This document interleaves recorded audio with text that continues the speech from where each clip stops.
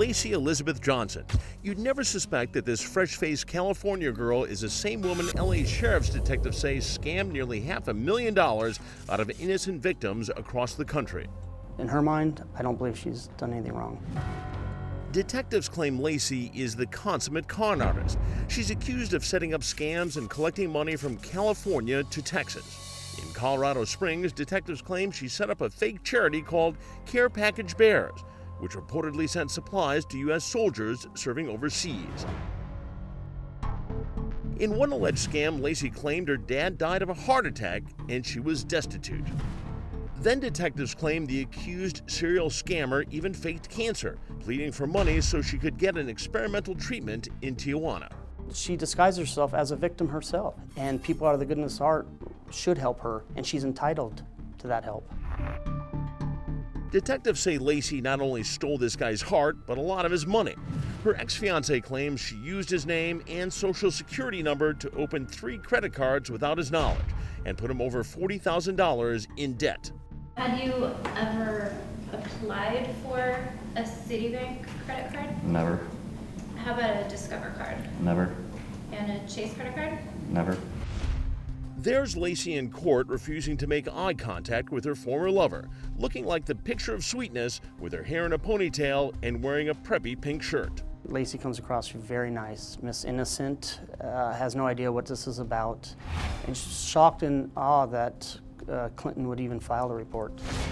Clinton, who asked us to use only his first name, claims he and Lacey met on the dating website eHarmony, where she went by the alias Lacey Marble, just one of the many names detectives say she used to con people. I believe it was a calculated ruse that she used to prevent people from finding her past. I believe this is because Lacey Johnson is already out on the internet. There's a website created outlining the scams that she perpetrated. Clinton claims the couple dated for about a year. They got engaged and Lacey moved into his home. You're a responsible man, correct? Correct. And you believe when you're with a woman, you should take care of her, correct? Yes. But Clinton sensed something was fishy when the key to the mailbox went missing from the kitchen drawer. He says Lacey stole it, hid the key in her purse, and watched the mailbox like a hawk. I could tell that there was a problem because when I went to check the mail, she stood on the front porch and watched me. And then when I came back, she said she was waiting for something. And so she immediately wanted to see what was in the mail. Clinton testified he now believes Lacey didn't want him to see the credit card statements that would show she racked up thousands of dollars in debt.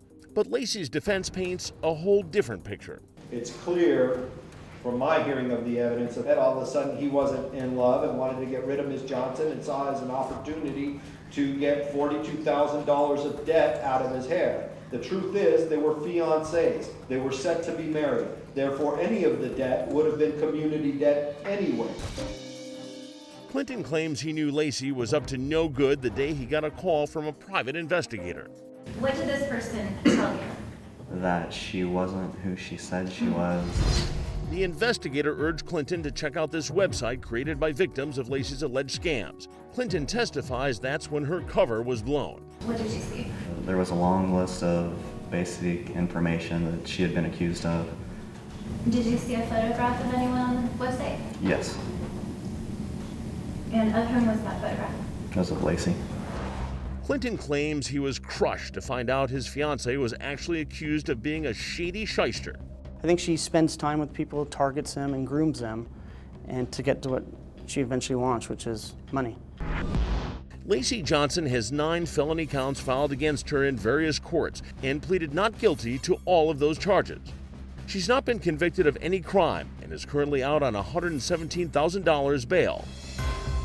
Detectives say she has a reputation of being very elusive, but on this day, our Pat Lalama is hot on her trail, asking Lacey point blank about her alleged cancer con. Did you have cancer? I'm sorry if you did, but if you didn't, tell us. Why do you need money so badly? Why would you harm the people at your synagogue? People who believed in you, who wanted to help you, who cared about you. Watch as Lacey tries to dodge us by ducking into the valet booth, but even our cameraman is demanding answers. Do you have anything to say regarding the fraud charges? Well, if you're innocent, you can just say I'm innocent. Lacey's not talking, but she's not leaving either. Her car is missing. Her car get towed? Yes. The valet doesn't have her keys, but he does offer his cell phone. Hi there, I'm trying to find out the status of my car that was in a parking lot here by the courthouse that is now gone. My vehicle is actually gone. She finally walks across the street, and look who she asks for help. That's an unmarked detective's car. People should not feel stupid because they're victims. These are, I believe, they're calculated attempts to take money from them. The more people that come forward, we can stop this. They prey on people, and the more knowledge or education we get to stop these scams, other people will not become victimized. I've often laughed and said that Lacey's a great actress. She missed her calling. She should have gone into acting instead of scamming. And many of those alleged victims, like Dorinda Gardner, want justice and their money back. I'd like to see her stopped, just so she doesn't scam anybody, any other innocent people, especially men, because she's such a good-looking woman.